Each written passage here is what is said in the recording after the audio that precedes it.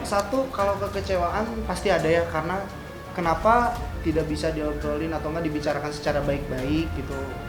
Karena kan mereka berkoar-koar juga di media bahwa katanya kita ini masih keluarga, katanya tuh, bahwa apalagi ada ikatan dari Dede Bintang. Tapi yang sangat disayangkan juga mereka berkoar-koar di media dengan, menurut saya, beberapa statement dari mereka yang memang kurang pas dan menurut saya tidak seperti itu adanya gitu. Kayak contoh dengan pembahasan ke Putri bahwa Putri apalah gitu, Putri mengambil, terus dengan bahasa-bahasa yang kurang mengenakan ya dari pihak lawyernya. Jadi menurut saya sangat disayangkan, apalagi ada bahasa kemarin dari pihak mereka bahwa katanya Kang Sule seharusnya tidak ada urusan lagi karena dia sudah ex, jadi nggak perlu harus ikut campur. Sekarang secara logika Putri kan anaknya, sekarang seorang ayah kalau misalkan melihat anaknya diapa-apain, apalagi seorang perempuan, ya pasti marah, ya pasti melakukan maksudnya kewajiban untuk menjaga putrinya gitu maksudnya.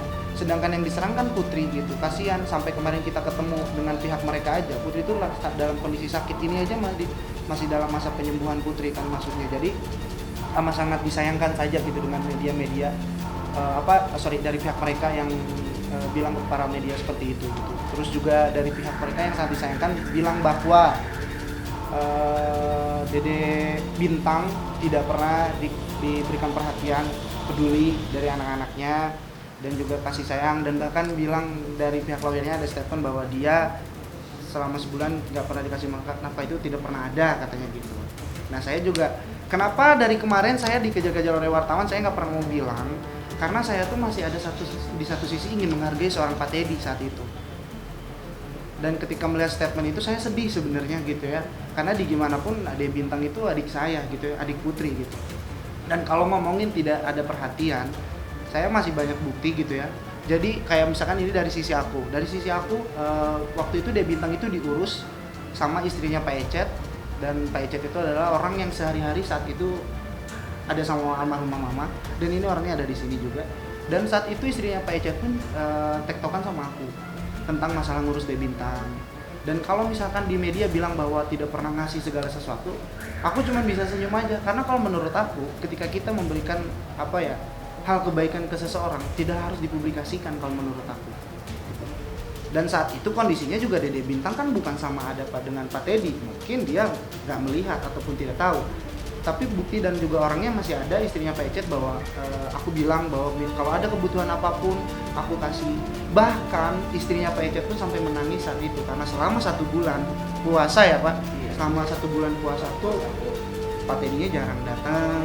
Terus juga istrinya Pak Ecet cerita bahwa Dede Bintang sepertinya nggak diurus seperti itu gitu. Dan kalau dari pihak Putri juga, Putri selalu datang. Bahkan aku tahu ketika Putri kalau selalu datang ngurus Dede Bintang ke sana, bahkan beberapa minggu setelah almarhumah nggak ada juga sempat kita bawa ya Teh ya ke Bekasi, ke Bandung juga, dari Bandung ke Bekasi untuk kita urus di sana. Itu juga atas perizinan dari Pak Teddy-nya juga. Jadi kalau misalkan di luar sana ngomong bahwa dari pihak Iki dan Putri tidak ada perhatian, itu amat sangat disayangkan. Maksudnya kayak jadi pembohongan ke publik gitu maksudnya. Iya, masalahnya itu yang saya kaget juga, ternyata kalau masalah villa di Bandung itu dijual. Sedangkan itu kan hak Iki. Jadi kalau dia tiba-tiba menjualnya itu udah melanggar, dalam artian itu kan hak Iki pribadi. Terus kenapa tiba-tiba dijual? Terus juga ada beberapa informasi ya Pak, kayak masalah kos-kosan itu hak Iki. Sekarang kan udah dihibahkan ke Putri yang ngurus di setiap per bulannya. Jadi Putri ada yang maksudnya per bulannya itu Putri yang ngurus semuanya. Dan tiba-tiba ada dari 2 orang terus ditaruh di sebuah media website gitu bahwa itu mau dijual. Itu kan maksudnya jadi kenapa sampai sebegitunya gitu. Kalau aku tetap ingin mempertanggungjawabkan hak Iki, karena dengan dia hak orang lain, dengan dia menjual dengan tanpa ada pembicaraan segala macam, itu udah menurut saya udah salah. Jadi menurut aku untuk hal itu Iki juga tetap harus meminta pertanggungjawaban dari pihak Pak Teddy, maksudnya dikemanakan saja, karena bukan saja harta hak Iki saja, maksudnya di sana juga kita punya informasi-informasi bahwa banyak sekali hak-hak dari saudara Iki juga, ada dari nenek Lisa, ada dari bibi aku, dan banyak juga aset-aset yang sudah kita tulis, maksudnya yang patut kita pertanyakan itu kemana saja. Kata saya juga dari mulai ada blow up-nya media ini tidak ada sama sekali itikat baik dari pihak Pak Teddy untuk bicara sama saya gitu.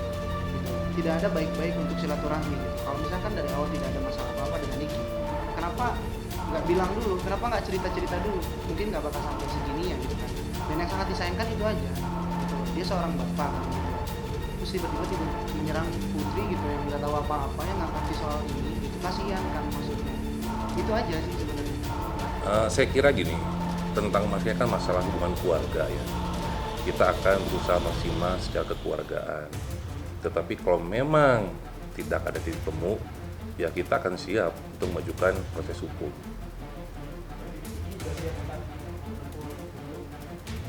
Iya, saya kalau misalnya sampai suatu saat nanti belum ada titik terangnya, titik temu gitu, belum tidak ada kepastian dan tidak ada jawaban mengenai hak saya mana gitu dan pertanggungjawabannya mana. Saya amat sangat gini ya, di satu sisi saya amat sangat bersyukur gitu melihat dan mempunyai ayah seperti ayah saya yang sekarang ya gitu ya, melihat kondisi seperti ini dia tetap bertanggung jawab gitu ya, maksudnya mensupport segala macam walaupun memang sebenarnya sudah tidak ada hak untuk dia ikut campur seperti ini, tapi saya amat sangat senang lagi kemarin ketika putri yang terkena, ayah amat sangat peduli, ayah sangat support, kita tiap hari teleponan sama ayah mengenai permasalahan ini karena di mau nggak mau juga di satu sisi itu mental kita pasti kena gitu, apalagi kita public figure yang harus menghibur banyak orang dan orang-orang lain di luar sana kan kita nggak pernah boleh memperlihatkan bahwa kita lagi sedih, kita lagi seperti apa gitu. Nah itu tuh apa yang aku rasain ketika kalau putri yang kena, Iki bisa membayangkan gitu, putri seorang perempuan gitu. Jadi ya kalau dari satu sisi ayah sangat mensupport itu semua. Oh ya wajar karena anaknya yang digituin, ya itu menurut saya itu manusiawi.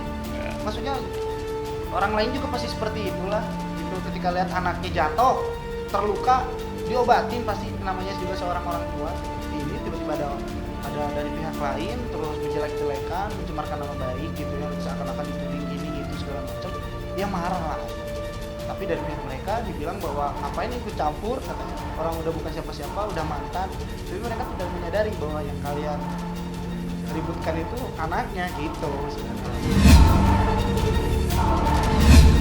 Kalau misalkan nantinya suatu saat Dede Bintang memang saya tahu dengan kepala mata saya sendiri tiba-tiba dia tidak diurus sama sekali, kita memang sudah ada kesepakatan sama Teh Putri kalau kita mau mengurus Dede Bintang. Tapi itu pun harus persetujuan dari saudara Teddy. Ya. Nanti masalah lagi. Diambil lagi katanya anak. Apapun kebutuhannya, kata aku tuh, apapun yang dibutuhkan soal Dede Bintang, just let me know, kata aku tuh, kabarin aku aja apapun itu, kata aku tuh. Selama aku bisa, aku bantu, kata aku tuh. Dan ya. Putri pun gitu. Ya dengan kata saya juga ya, dengan saya kemarin sama Putri tetap bersikeras, tetap mau ngasih keperluan mereka juga kan, aku pengennya karena memang Dede Bintang tetap pengen hidup bebas, hidup tenang gitu loh, diurus saat kemarin gitu. Kalau mikirin masa depannya ya kita juga sangat pikirkan ya, karena bagaimanapun dia tetap adik Kiki gitu, sampai kapanpun gitu. Yang saya sedihkan sampai detik ini adalah kenapa Dede Bintang nggak berdosa sama sekali dijadikan seperti alat ini, yang nggak berdosa seperti ini gitu, malah dipermainkan gitu di media, membawa nama-nama Dede Bintang, ngomongin tentang ahli waris, bawa-bawa Dede Bintang. Kasihan, maksud saya masih kecil itu sih. Nggak ada. Pak Ecet itu jadi dulu yang sehari-hari sama mama, jadi dia yang tahu banget sebelum masuknya sini. Uang kemana masuknya, aktivitas Pak Teddy sama mama kemana aja, Pak Ecet yang tahu semuanya. Dan istrinya itu karena memang sangat sayang sama almarhumah dan merasa ditolong saat itu sama almarhumah, akhirnya dia mau menolong ngurus itu Dede Bintang.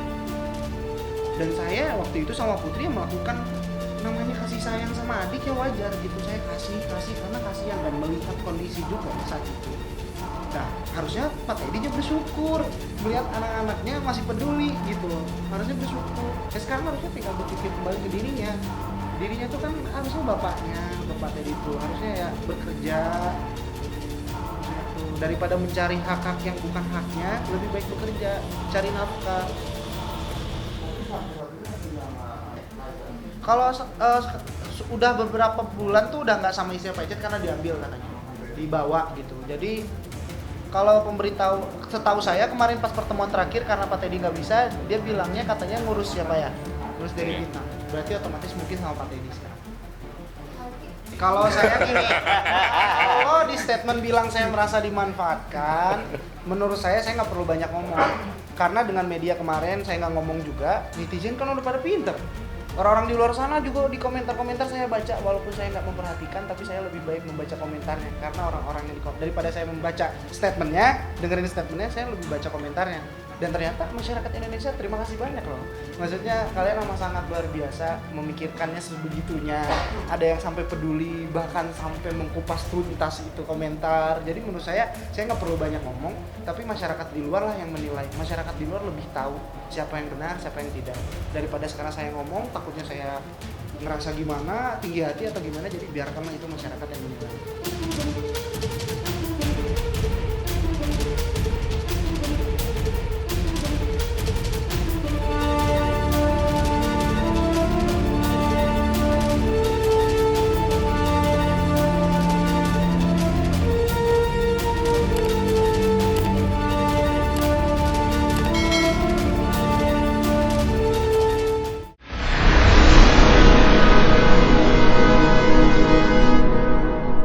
Jadi jangan lupa untuk subscribe Cumi Cumi. Ditekan ya tombol lonceng merahnya.